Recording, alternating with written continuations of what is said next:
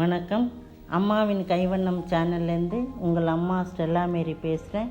நாம் இப்போ செய்ய போகிறது ஸ்டஃப்டு பஜ்ஜி. பஜ்ஜிக்கு வாழைக்காய் தனியாக, உருளைக்கிழங்கு தனியாக, வெங்காயம் தனியாக போட்டு பஜ்ஜி பண்ணுவோம். ஆனால் இதில் 3 சேர்த்து ஸ்டஃப்டு பஜ்ஜி செய்ய போகிறோம். வாங்க பார்க்கலாம்.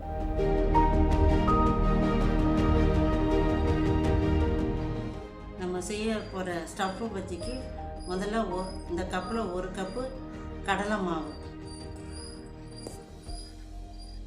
அரிசி மாவு 1.5 ஸ்பூன்,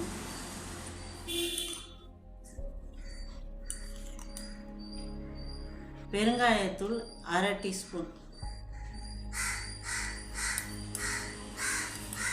சோடா மாவு 1 பிஞ்சு, கொஞ்சம் போட்டால் போதும்,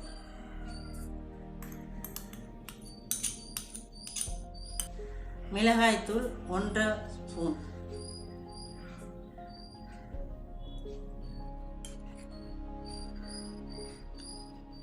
தேவையான அளவு உப்பு.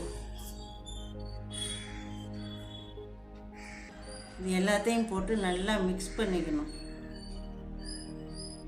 இந்த பெருங்காயம், உப்பு, மிளகாத்தூள் எல்லாம் நல்லா கலந்து எல்லாத்தையும் நல்லா மிக்ஸ் பண்ணிக்கணும்.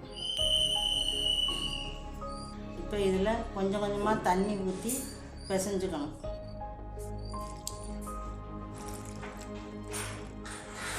ரொம்ப கெட்டியாகவும் இல்லாமல் ரொம்ப தண்ணியாகவும் இல்லாமல் மீடியமாக பிசைஞ்சுக்கணும். கட்டி இல்லாமல் பிசைஞ்சுக்கணும்.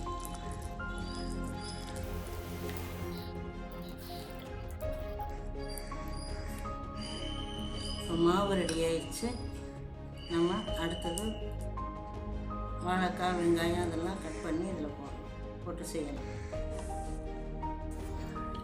ஸ்டஃப்டு பஜ்ஜிக்கு வாழைக்காய் 1, உருளைக்கிழங்கு 1, வெங்காயம் 1, இதை 3ஐயும் நல்லா தோல் சீவி கழுவி எடுத்து வச்சுருக்கிறேன்.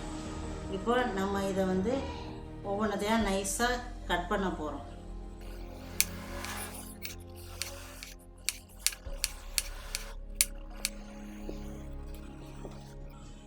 இப்போ நம்ம உருளைக்கிழங்கு கட் பண்ண போகிறோம். அதே மாதிரி வாழைக்காய் எப்படி வட்ட வட்டமாக நறுக்கணுமோ அதே மாதிரி உருளைக்கிழங்கையும் வட்ட வட்டமாக நறுக்கணும்.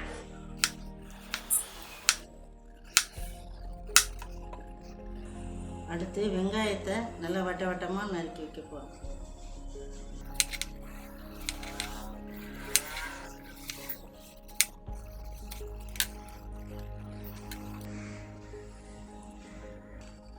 இப்போ நம்ம வாழைக்காயை நல்லா வட்ட வட்டமாக நறுக்கி வச்சுருக்குறோம்.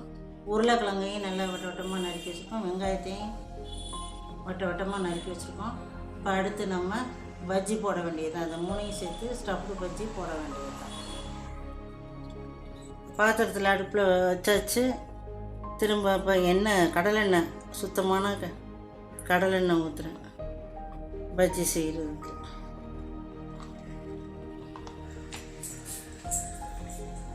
முதல்ல வாழைக்காய், உருளைக்கிழங்கு, வெங்காயத்தை எல்லாத்தையும் டிப் பண்ணிக்கலாம்.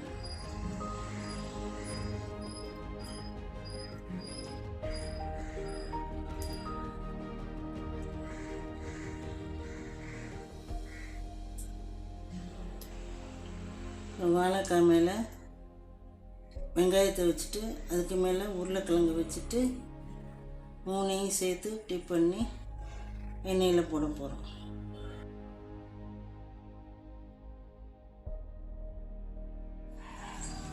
திருப்பி அடுத்து உருளைக்கிழங்கு,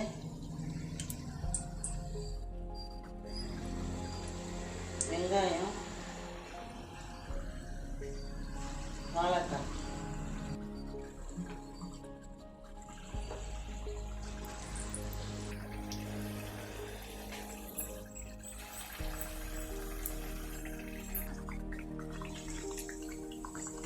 ஸ்டஃப்டு பஜ்ஜி ரெடி ஆயிடுச்சு.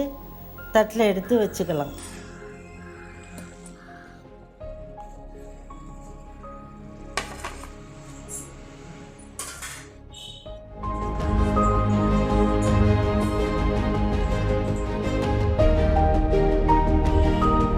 பஜ்ஜியில் காரம், உப்பு எல்லாம் கரெக்டாக இருக்குது.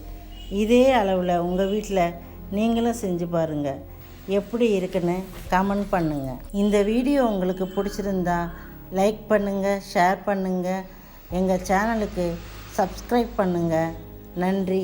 வாழ்க வளமுடன்.